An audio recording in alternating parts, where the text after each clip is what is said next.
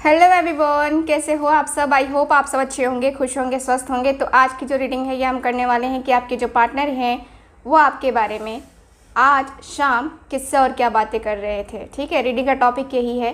ध्यान रखिएगा कि ये रीडिंग एक जनरल रीडिंग होगी, कलेक्टिव रीडिंग होगी, इस बात का पूरा ख्याल रखना है आपको।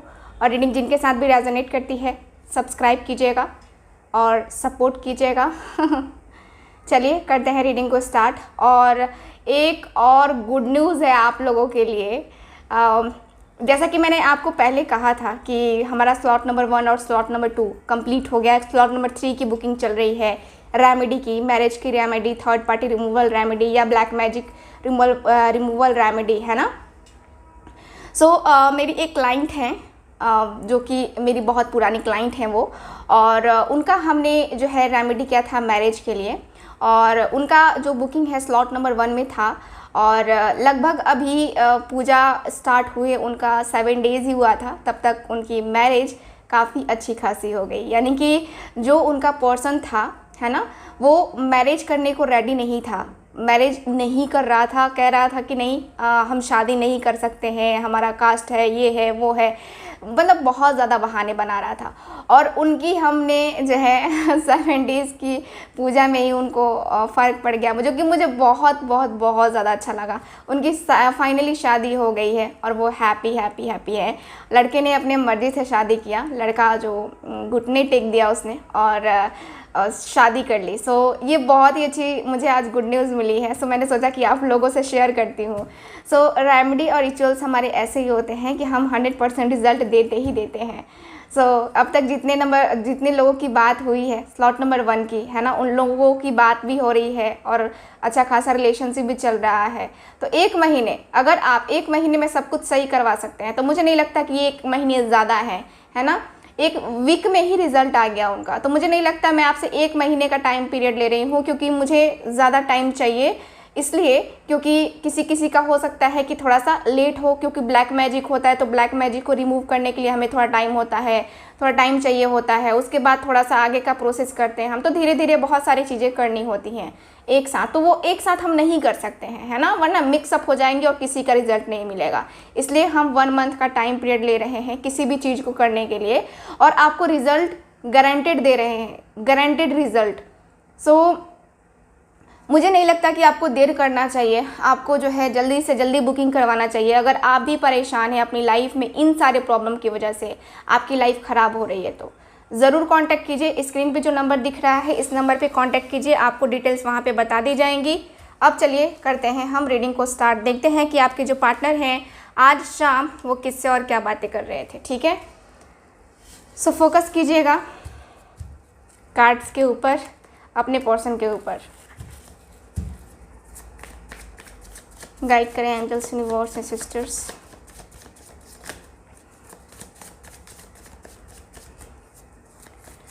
गाइड करें एंजल्स, यूनिवर्स एंड सिस्टर्स।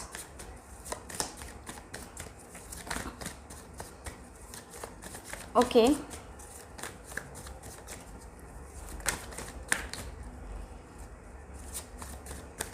ठीक है।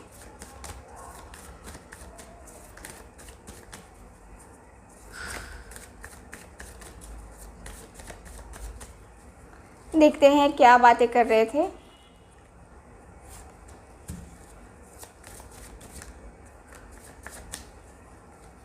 Okay,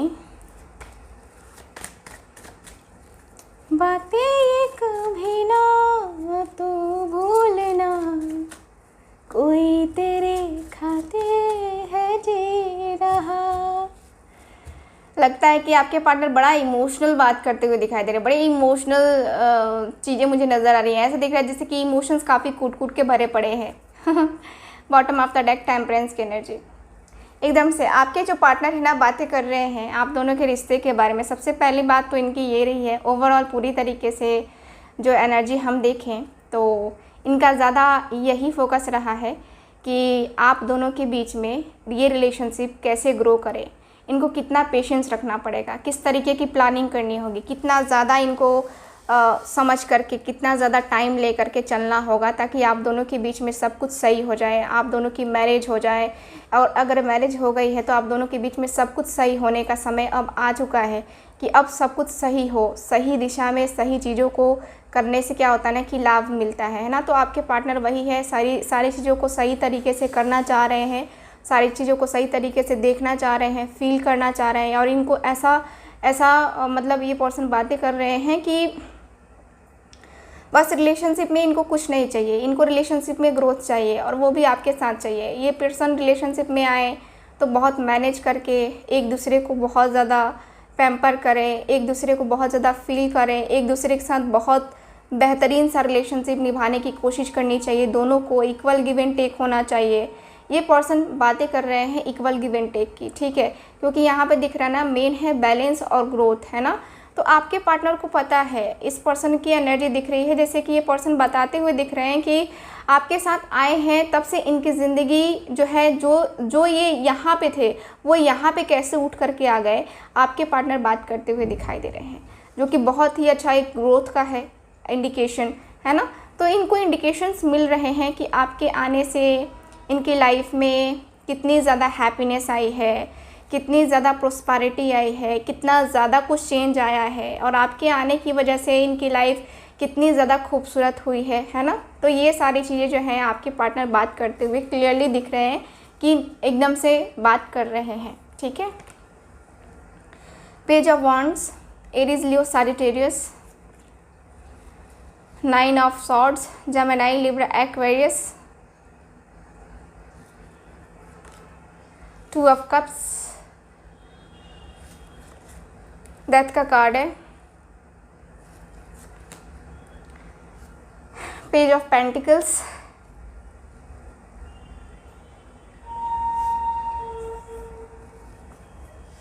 okay, night of swords, queen of wands,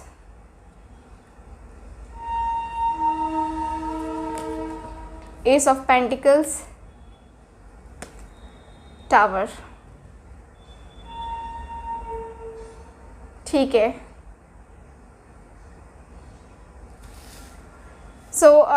मुझे यहाँ पे जो कार्ड्स दिख रहे हैं इसके अनुसार से मुझे नज़र आ रहा है कि आपके पार्टनर बात कर रहे हैं आपके बारे में कि आप इनके साथ बात नहीं कर रहे हो अभी फ़िलहाल, आपने इनको ब्लॉक किया हुआ है या इन्होंने आपको ब्लॉक किया हुआ है। इसी मैटर में पूरा बात हो रहा है, ठीक है।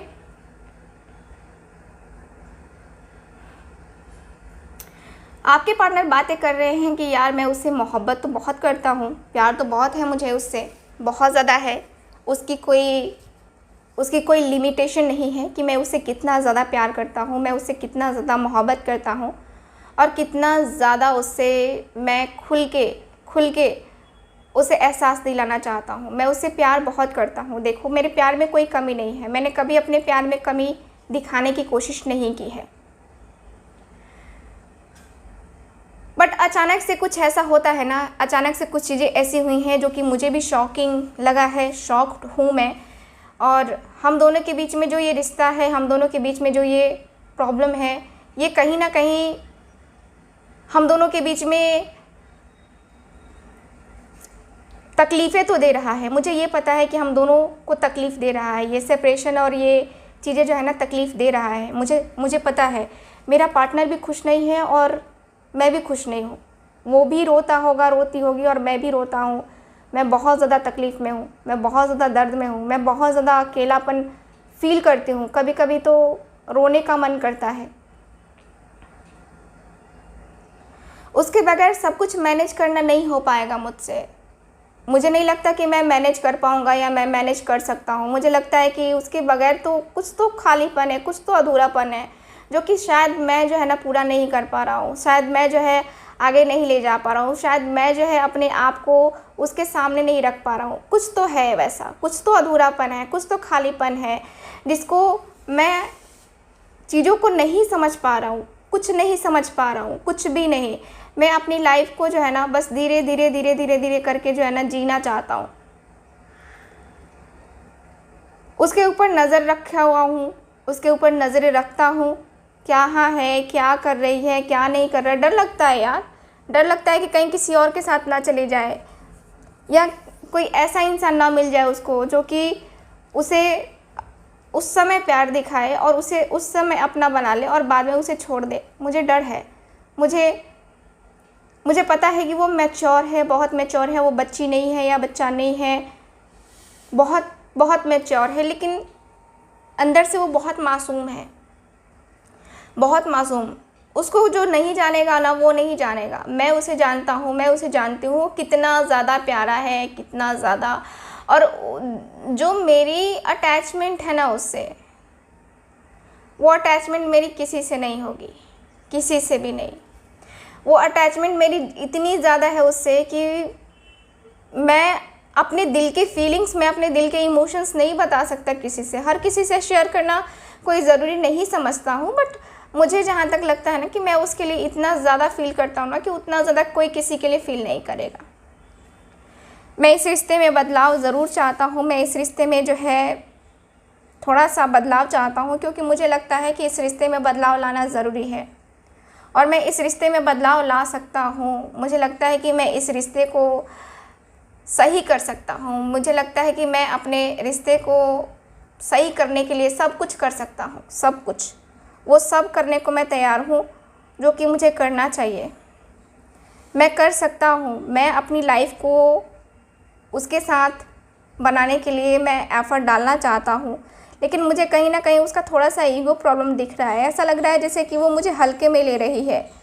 मुझे ऐसा लगता है जैसे कि वो मुझे जो है ना बस देख रही है कि तुम करते क्या हो या तुम कर क्या सकते हो। कहीं ना कहीं वो चीज़ें जो है ना मुझे काफ़ी ज़्यादा प्रॉब्लम दे रही हैं, मुझे तकलीफ़ दे रही हैं। उसका इस तरीके से इग्नोर करना और इस तरीके से बातों को घुमाना, मुझे इग्नोर करना देखो पसंद नहीं है मुझे।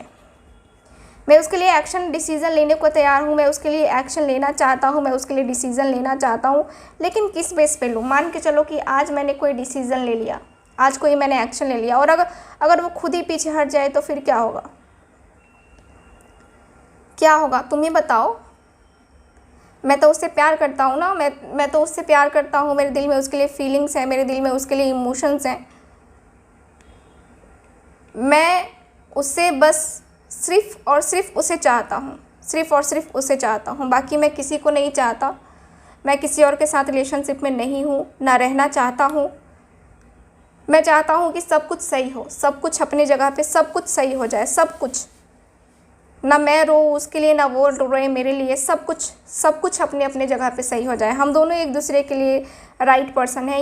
ये तो मैं जानता हूँ कि हम दोनों ही एक दूसरे के लिए परफेक्ट हैं। चाहे किसी और को पसंद आए ना आए, कोई मैटर नहीं करता। बस हम दोनों एक दूसरे को पसंद है ना, बस काफ़ी है। लेकिन हम दोनों के बीच में ये सेपरेशन आ गया है जो कि बहुत बड़ा प्रॉब्लम है, और इस सेपरेशन को ख़त्म कैसे किया जाए समझ में नहीं आ रहा है। समझ में नहीं आ रहा है कि क्या किया जाए जो सेपरेशन ख़त्म हो, क्या किया जाए कि हम दोनों के बीच में जो बातें अधूरी हैं वो बातें पूरी होने लगे। चलिए देखते हैं कि आपके जो पार्टनर हैं, इनके दोस्त क्या कहते हैं इस पर।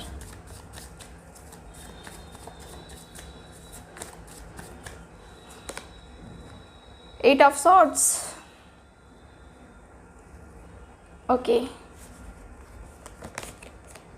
King of wands,